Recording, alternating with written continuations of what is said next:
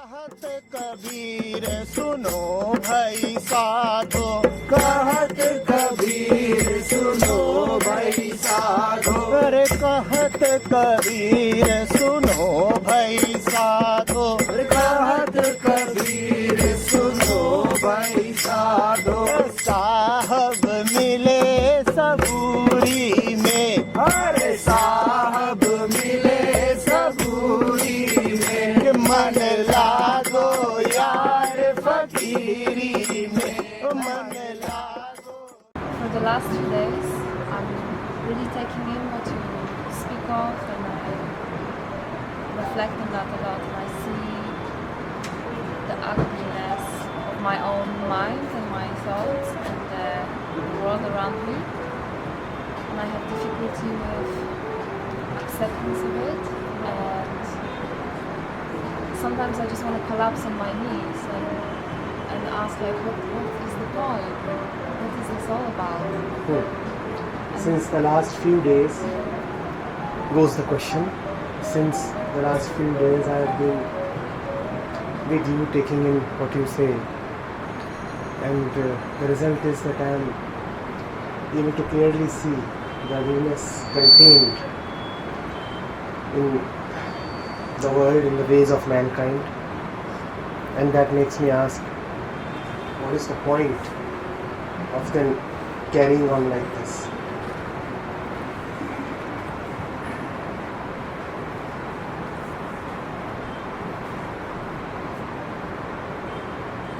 A very important question. A very important question, because this is what breaches the whole flow of knowing, of realization for so many people. So we are saying that the process of knowing, realization begins.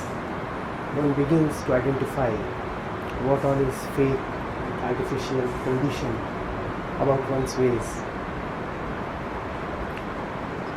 And as one goes deeper into realizing this, one finds that there is no end to detecting falseness. Whatever you touch comes out to be false. Something shows up as false immediately, and something just waits to be shown up as false. In fact, after seeing that what used to appear as genuine, solid, true is exposed as totally hollow, one loses confidence in all that still remains solid. One begins to see that, yes, the days of all things on which I placed my confidence are numbered.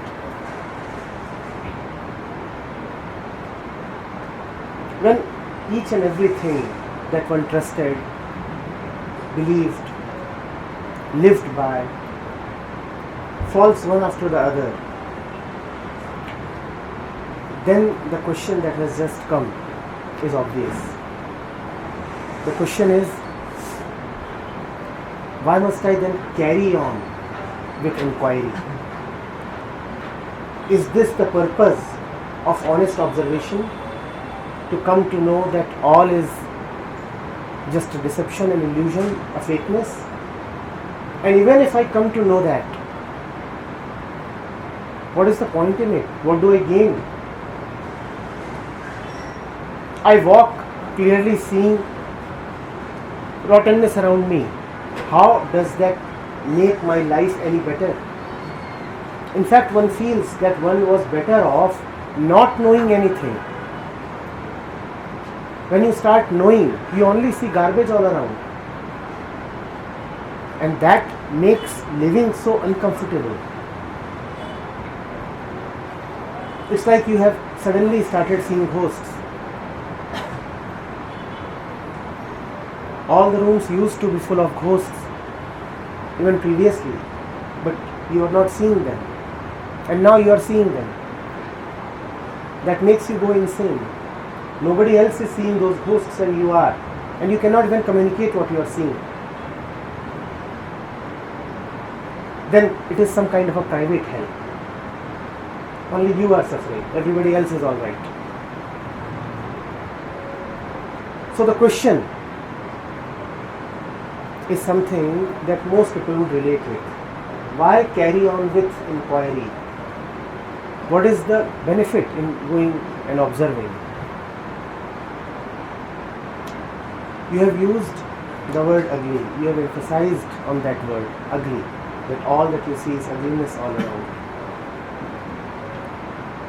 In the domain of spirituality, the word ugly can be used only loosely. It has no real place.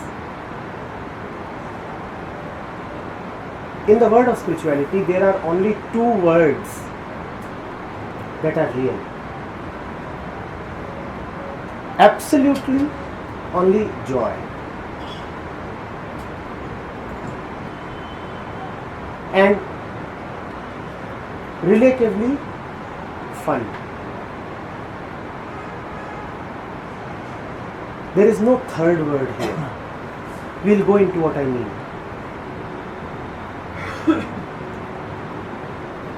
When one goes directly to the root of all phenomena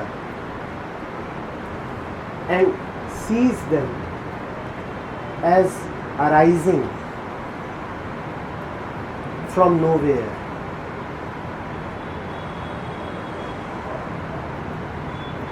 then one does not take them as important enough to even call them ugly.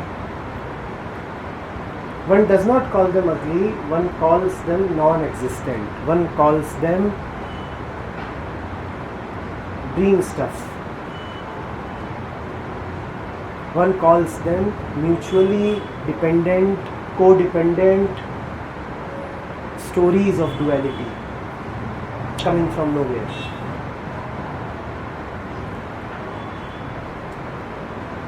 Day and night, black and white, pleasantness, unpleasantness, ugliness, beauty, and one dismisses them totally.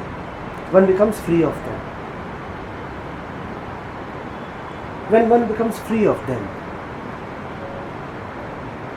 in that emptiness there is just joy.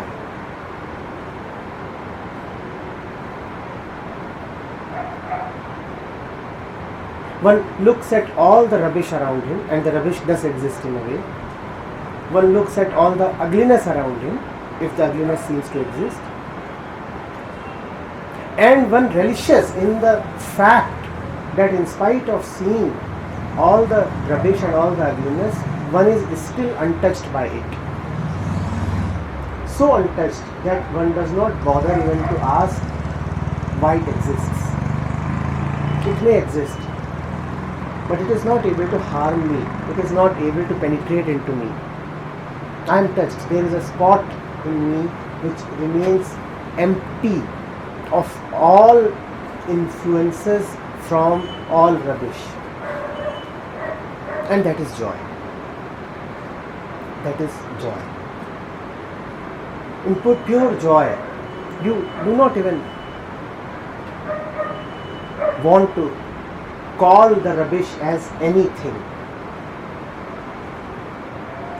It has become so insignificant for you that it does not arise in your mind as thought. When something is totally meaningless for you, then it does not become your mind stuff. It does not come to you as mental activity. And that is joy. A neat, pure innocence. The world might be doing whatever it is doing, but I am not even deeply taking cognizance of it. Sometimes this is not possible. Sometimes the mind does get involved in what is happening in the world. And when the mind does get involved in what is happening in the world, then for the mind that is surrendered to its core peace, even involvement in the world cannot take away the peace. Then involvement is just fun. Even involvement with suffering is fun. Yes, I am involved with suffering. Maybe as a doctor, but I am involved with patients. I am involved with it in the sense that I am doing something about it, and hence in a way taking it as real. Though I am taking it as real, doing something about it, but I am not allowing the patient's virus to infect me. The patient's virus is that he has identified with the disease. I will not identify with the disease. I will not take it seriously. I am engaged with it, but just having fun. These are the only two ways in which the student of inquiry can proceed. Either the world must not exist for you at all, and then it is pure joy, or if it exists and you are engaged with the world, then you are just having fun with the world. The third way where you are engaged, and engaged in a way of identification, is the way of suffering. That way gets crossed out. I repeat, either one is not engaged at all, one is in his own dimension, not in the dimension of the world. So whatever is going on, in spite of going on, one is kind of oblivious of it. A lot might be going on, but I am totally oblivious of it. It does not matter to me, because what matters to me is already available. I am seated in it. I am enveloped by it. I am taking a bath in it. So whatever might be happening, let it happen. And I am not saying even that much, because I am so oblivious of what is happening that I won't even say, let whatever happens may happen. Even that statement I won't utter. And that is being purely untouched. And then we said that sometimes the world does demand your participation.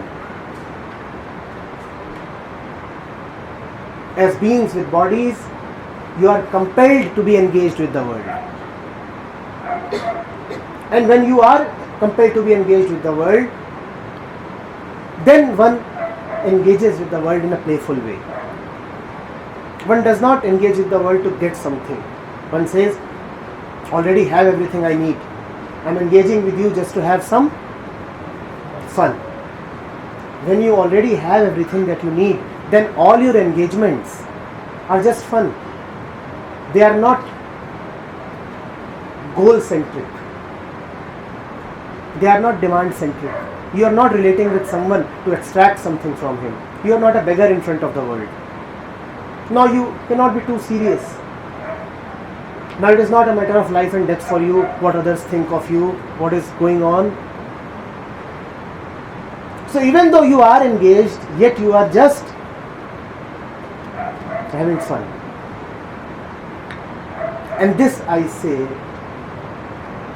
is the only way of being rightly engaged. If you really want to live a life of innocence, not stained by all the filth around you, then these are the only two possibilities. Either forget the world totally,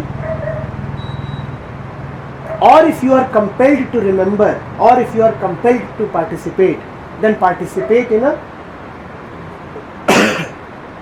way of having fun. Don't open a third option ever. because the third option will be of suffering. Never ever open a third option. Either joy or fun. Either silence or music. Never noise. Joy is silence. Fun is music. Everything else is noise. If you can't have pure silence, then let's have some music. Nothing exceeds pure silence. But if situations have come where words, sounds are needed, then let them be lyrical. Let there be some music. But I'll never satiate my demand for sound by embracing noise. That I'll not allow myself to do. Either silence or music, either joy or fun. No third possibility.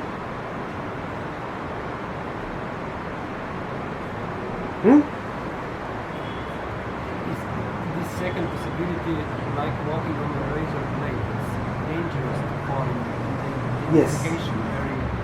Yes. So remain with the first one. If the second appears dangerous to you, do not go to the third.